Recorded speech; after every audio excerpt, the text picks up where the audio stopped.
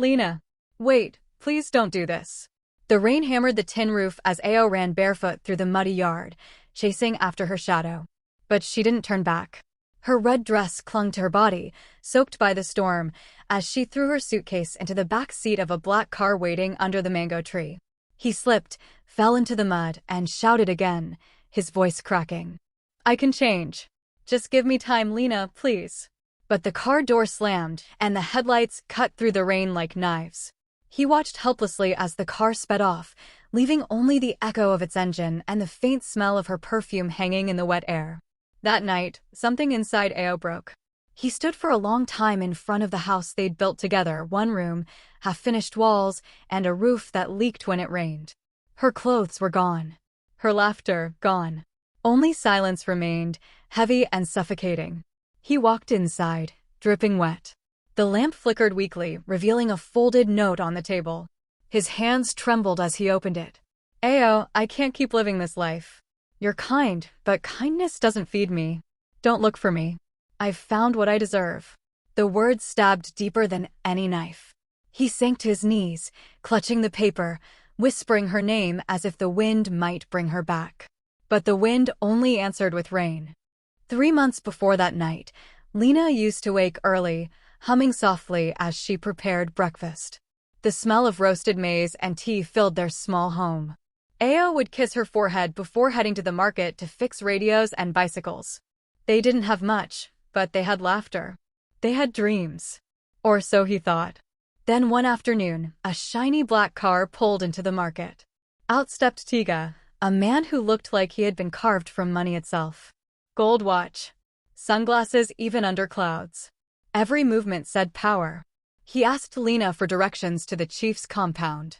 She smiled politely, showing him the way. He thanked her with a 1,000 Nigerian nairas note, more than Ao earned in 2 days. It was a simple gesture, but it planted something dangerous. From that day, Tiga began visiting more often. He brought gifts, perfume, silk shawls, shoes wrapped in golden paper. He said things Ao never said. You're too beautiful for this dusty place. You deserve more than this kind of life. And Lena began to believe him. Ao noticed the change, the new clothes, the perfume she wore even while cooking. He asked gently, where are all these things from? She didn't answer. At night, she turned her back to him. She stopped laughing. She stopped touching him. And one morning, she stopped being there altogether. Days turned into weeks. The villagers whispered whenever Ao passed. Did you hear? Lena ran off with that rich man from the city. Poor Ao, love doesn't buy rice. He ignored them all. He stopped talking, stopped smiling. He spent his days working, fixing, hammering anything to silence the voice in his head that replayed her leaving. At night, he would sit by the doorway, staring at the path she took that night, hoping maybe she'd come back. But she never did. What no one knew was that Ao had a secret plan, a small one, but fierce like fire. Every naira he earned, he saved. Every insult, every whisper, he turned into fuel. He wasn't just surviving. He was rebuilding. Quietly. Patiently. Meanwhile, in the city, Lena's world glittered at first. Tiga took her to parties where everyone wore diamonds. She posted pictures online, wine glasses, city lights, silk bedsheets. Her old friends envied her. She told herself she had finally escaped poverty. But paradise fades fast. It started with small things, Tiga coming home late, his phone always on silent. Then, the temper. The shouting. The first slap. Do you think I make money by listening to your nonsense? He barked one night. She cried, but he didn't care. And when he left, she sat alone on the marble floor, staring at her reflection in the glass table. The woman staring back wasn't happy she was trapped. She missed Ao's gentle voice, the way he said her name like it meant something. She remembered the way he looked at her, not like property, but like promise. But it was too late. Tiga had stopped giving her money. He stopped taking her out. And one evening, she overheard a phone call, another woman's voice, laughing softly. Her chest tightened. She knew that laugh. It was the same kind of laugh she used when she left Ao. Now, karma was laughing at her. That night, Lena packed her things quietly. But she didn't know where to go. She had burned every bridge, every piece of love that once held her safe. As she looked out of the window, rain began to fall, heavy, cold, merciless. The same kind of rain that fell the night she left Ao. For the first time, she whispered his name. Ao. I'm sorry. She didn't know it yet, but the man she had left behind was no longer the poor mechanic she once pitied. Fate was waiting for her return, and karma was sharpening its blade. The rain had stopped, but the streets were still wet with regret. Lena stood at the old bus terminal, clutching a faded handbag, the same one Tiga once filled with money. Now it held nothing but a few clothes and her shattered pride. The driver shouted, "Last bus to Abadan. Hurry up." She stepped in, head down. Nobody noticed her, no perfume, no jewels, no confidence. Just another broken dream returning home. As the bus rolled out of the city, she stared out of the window, the neon lights fading behind her. Every mile dragged her closer to the village she once swore she'd never see again. Will he still be there? She wondered. Would he even want to see me? She didn't know that fate had been waiting all along patiently, quietly, to bring her face to face with the man she left in the rain. When she reached the village, everything looked different. New roads, new houses, and at the center, a tall building with a bright blue sign, Ayo Repairs and Solutions Limited. She froze. Her heart thudded. Ayo, she whispered. No, it can't be. But it was. The villagers whispered stories of a man who started from nothing, fixing radios, then bikes, then generators, and somehow turned it into a thriving business.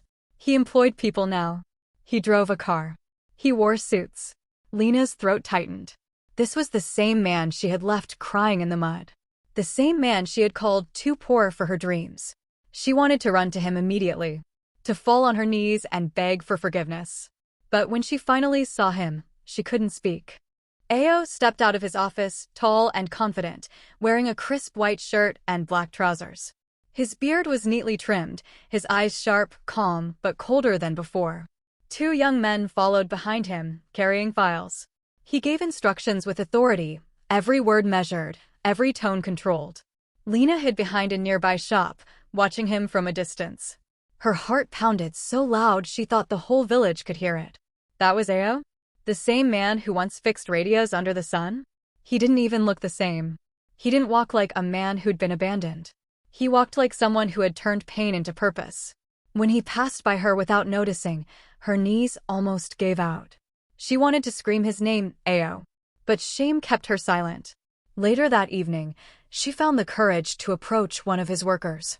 "Excuse me," she said softly, "that man. Mr. Ayo, is he married?" The boy smiled. "No, madam. Boss never married. Says work is his only wife." He laughed lightly and walked away. Lena felt a strange ache in her chest, guilt, sorrow, and something else she didn't deserve, hope. She decided to write him a letter. Just one. Ayo, you may not want to see me, but I need to say this. I was wrong. I left you when you needed me most. I thought money could fill the emptiness inside me, but it only made it deeper.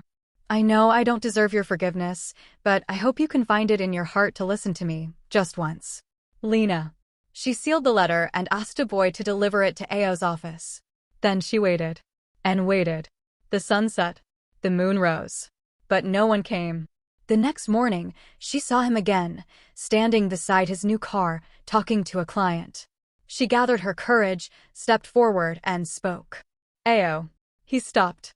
Slowly, he turned. His eyes locked on her. The air between them went still. Lena. His voice was calm, almost too calm. You're back. Her lips trembled. Yes. I came to see you. He looked at her for a long moment. Then, without emotion, he said, I received your letter. She swallowed hard. And? He nodded slightly. You said you wanted forgiveness. That's between you and God. The words hit harder than she expected. I deserve that, she whispered. He crossed his arms. What do you want, Lena? Money? A job? Or just to ease your guilt? Tears filled her eyes. No, Ayo. I just wanted to say sorry. I made a mistake. I thought I needed more, but you were everything. He looked away, silent. Then, after a moment, he said quietly, You didn't just leave me, Lena. You taught me what pain can do. You made me stronger. So, thank you for that. Her tears rolled freely now. You hate me. He shook his head. No, I don't hate you anymore. But I can't love you either. Before she could reply, a young woman stepped out of the office, elegant, confident, holding a file. Ayo, the investor from Lagos is on call, she said, smiling. Lena's heart froze. The woman looked at her, curious. Oh, who's this? Ayo's face was unreadable. An old friend. The woman nodded politely and walked back inside. Lena understood everything in that moment. He had moved on, not in love, maybe, but in life. And she was still trapped in the past. As Ayo turned to leave, she whispered, Do you ever think of me? He paused. Sometimes, he said softly. When it rains. Then he walked away. Lena stood there, under the blazing afternoon sun, feeling colder than she ever did in that city penthouse. Karma had found her, not with thunder, not with revenge, but with silence. And silence hurts the loudest. The sound of rain echoed again, soft, distant, cruelly familiar. Lena sat on the porch of a small rented room at the edge of the village, staring into nothing. She hadn't eaten properly in 2 days. The money she brought from the city was almost gone, and jobs were scarce. She thought of going back to Ayo, not for love this time, but for help. But every time she remembered his calm eyes, she couldn't. The shame was heavier than hunger. Her phone, cracked and old, buzzed weakly. A message from an unknown number appeared. I heard you're back. This village isn't kind to ghosts. Be careful who you trust. She frowned. Who could it be? Before she could reply, the phone died out of battery, just like her hope. The next morning, Lena went to the local market to look for work. Anything I can do, Ma? She asked a shopkeeper. The woman looked her up and down. You look educated. What are you doing here? Lena forced a smile. Just starting over. The woman shrugged. I can pay you to help clean and arrange goods. 50 naira a day. Lena accepted without hesitation. Humility had become her only luxury. As she worked, she overheard whispers around the market. That's the woman who left Ayo when he was poor. Now look at her, sweeping the floor. God doesn't sleep. Each word sliced her heart open. But she kept working silently. Every bruise of humiliation was a debt she owed to karma. Meanwhile, at Ayo Tech, business was thriving. Ayo's name was spreading fast, not just in the village but across nearby towns. Investors were calling, offering partnerships. But success didn't make him happy.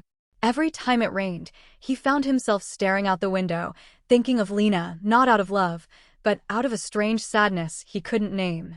His secretary, Amara, noticed it. You're quiet today, sir, she said softly. He smiled faintly. Just remembering things. Amara hesitated. You don't have to carry the past, Ayo. Sometimes forgiveness isn't for them, it's for you. He looked at her for a moment, thoughtful. Maybe you're right. That evening, as Ayo drove home, he passed the market. He saw a woman struggling to lift a heavy sack of rice, her clothes dusty, her hair tied back. It took him a few seconds to realize who it was. Lena. She didn't see him. She was too busy working, wiping sweat from her face. For a moment, he wanted to stop, to help her, to say something. But he didn't.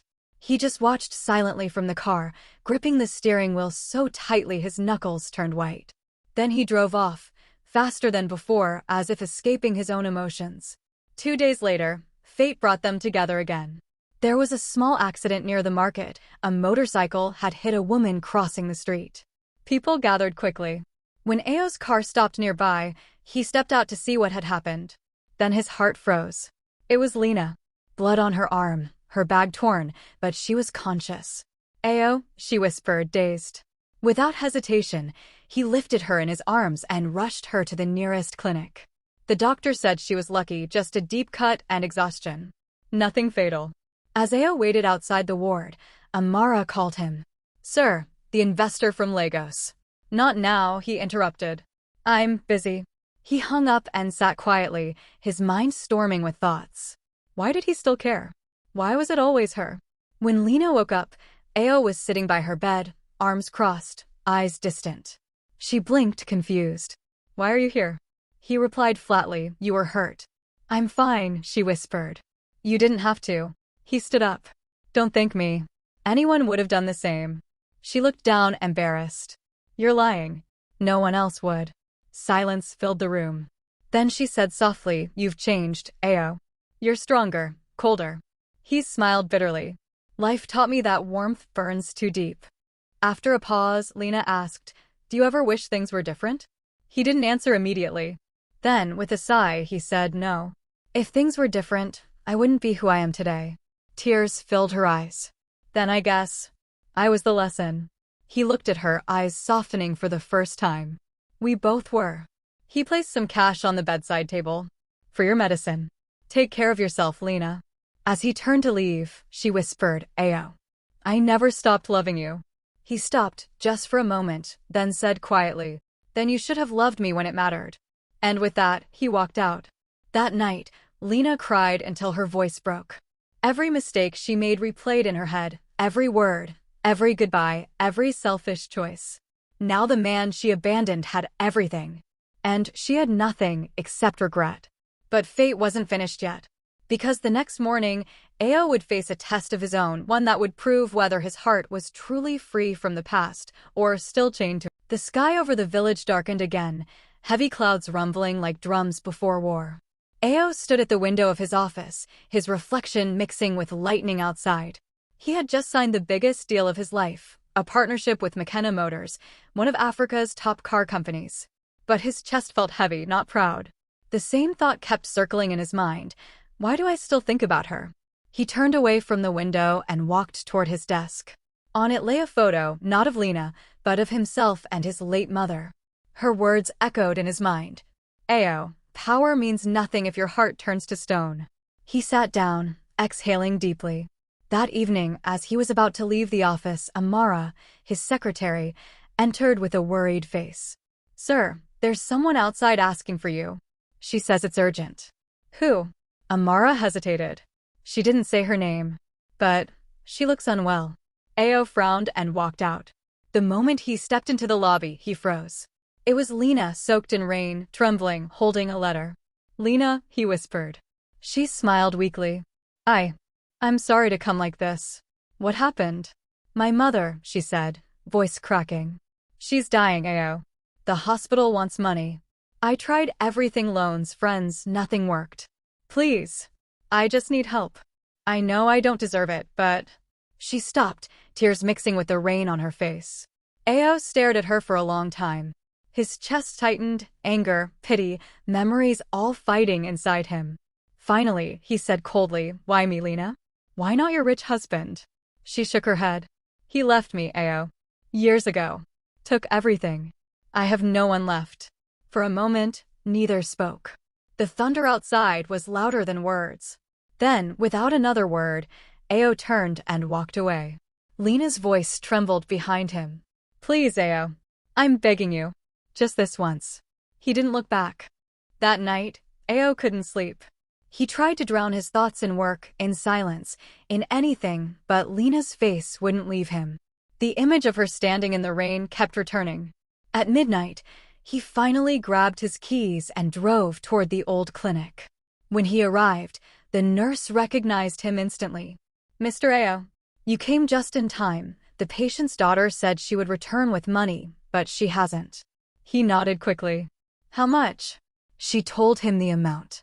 Without hesitation, he paid the full bill. Then he walked toward the ward.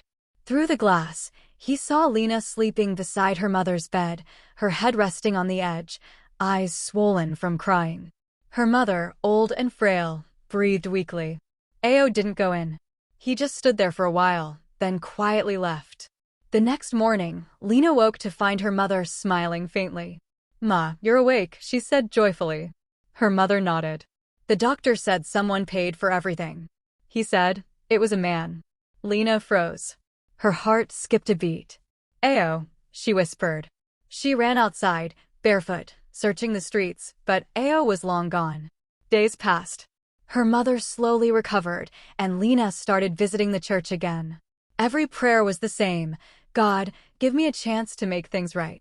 And then, one afternoon, that chance came. Ao Tech was hosting a charity event, funding education for poor children. The entire village was invited.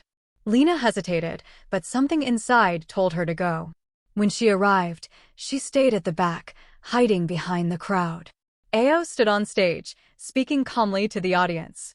"Success means nothing," he said, "if we forget what it means to be human." His words hit Lena like lightning. She could see the man she once loved, not the poor driver, not the bitter ex, but the man who had grown through pain. When the speech ended, the crowd clapped loudly. Ao stepped down from the stage, and the noise around them faded. The world shrank to just two souls bound by time, regret, and fate. She walked toward him slowly. "You saved my mother," she said softly. "You didn't have to." He replied, "No one deserves to lose a parent. Not even someone who broke my heart." She smiled weakly. "You've become a better man than I ever deserved." He looked at her. The old pain was gone. What remained was something else, peace. "I'm not better," he said quietly. "Just healed."